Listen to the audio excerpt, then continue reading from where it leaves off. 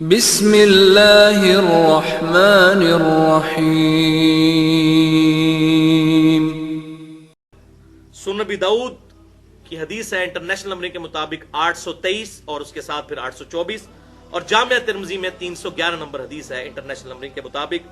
عبادہ بن صامت رضی اللہ تعالیٰ عنہ سے روایت ہے، یہ وہی صحابی ہیں جن سے بخاری اور مسلم میں وہ حدیث ہم پہلے پڑھ چکے، لا صلاۃ لمن لم یقرأ بفاتحۃ الکتاب، کہ اس کی نماز نہیں ہوتی جو نماز میں سورۃ الفاتحہ نہیں پڑھتا۔ اب وہی صحابی ایک اور حدیث بیان کر رہے ہیں، اور حدیث کا سب سے بہتر فہم وہی ہوتا ہے جو صحابی خود بیان کرے اپنی حدیث کا، تو وہ آپ فہم سن لیجئے۔ حوالہ میں نے بتا دیا، سنن ابی داؤد 823 اور 824، اور جامعہ ترمذی 311، اور سنن نسائی کے اندر بھی یہ حدیث موجود ہے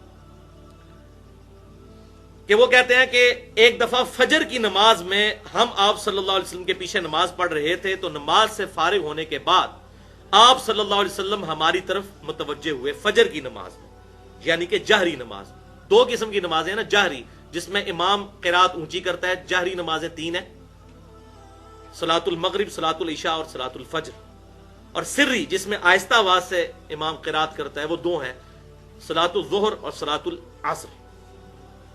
تو کہتے ہیں فجر کی نماز تھی جس میں جہری آواز کے ساتھ قرات کی جاتی ہے، تو آپ صلی اللہ علیہ وسلم کے پیچھے ہم قرات کرتے جا رہے تھے۔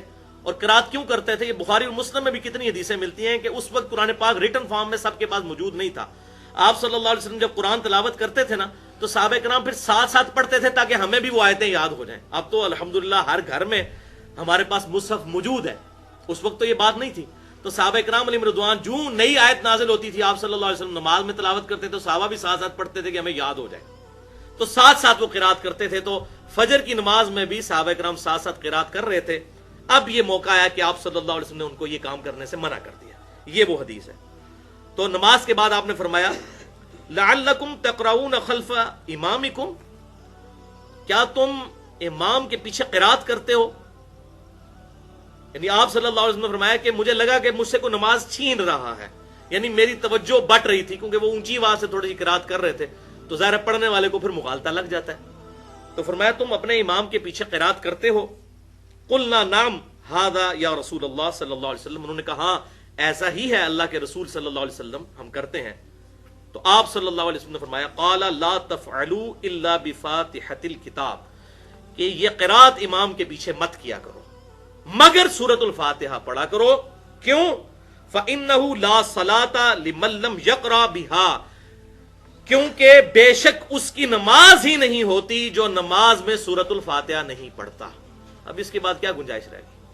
وہ قرات کر سکتے ہو امام کے پیچھے، لیکن اس کا موقع کیا ہے وہ آگے آ جائے گا۔ یہ نہیں ہے کہ امام بھی پڑھ رہے تو آپ بھی ساتھ ساتھ پڑھیں، اس طرح نہیں۔ للامام سکتتان، امام کے لیے ہوتے ہیں دو سکتے، امام دو سکتے کرتا ہے تلاوت کرتے ہوئے، ایک سورۃ الفاتحہ سے پہلے اور دوسرا رکوع میں جانے سے پہلے، یعنی قرات کرنے کے بعد امام کے ہوتے ہیں دو سکتے۔ فاغتنموا القراءۃ فیہما، تو تم غنیمت سمجھو ان دو سکتوں میں قرات کرنے کو، بفاتحۃ الکتاب، سورۃ الفاتحہ کی تلاوت کو، ان دو خاموشیوں میں جو امام خاموش رہتا ہے اس ٹائم کو غنیمت سمجھتے ہوئے اس میں سورۃ الفاتحہ پڑھ لیا کرو۔ یہ امام ابو ہریرہ رضی اللہ تعالیٰ عنہ کا فتویٰ ہے کہ سکتوں میں پڑھنا ہے جب امام خاموش ہوتا ہے، اور یہ سکتے پہلی رکعت میں دو ہوتے ہیں۔ وہ صحیح مسلم میں موجود ہے کہ آپ صلی اللہ علیہ وسلم دوسری رکعت جب شروع کرتے تھے تو سکتہ نہیں کرتے تھے، وہ ڈائریکٹ آپ سورۃ الفاتحہ سے شروع کرتے تھے، ہاں پھر رکوع سے پہلے سکتہ کیا کرتے تھے۔